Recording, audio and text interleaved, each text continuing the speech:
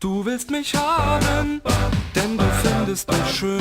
Ich muss sagen, das kann ich gut verstehen. Du machst Geschenke und wäschst bei mir ab. Und ich denke, dass ich's gut bei dir hab. Doch da gibt es eine Sache, die ich gar nicht leiden kann. Kommen deine feuchten Lippen zu nah an mich ran. Küssen verboten, Küssen verboten, Küssen verboten, streng verboten. Keiner, der mich je gesehen hat, hätte das geglaubt. Küssen ist bei mir nicht erlaubt.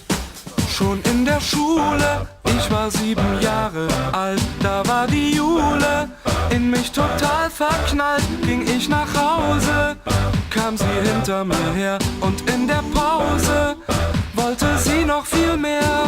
Sie dachte, dass sie mich mit Käsebrötchen kaufen kann und dann kamen ihre feuchten Lippen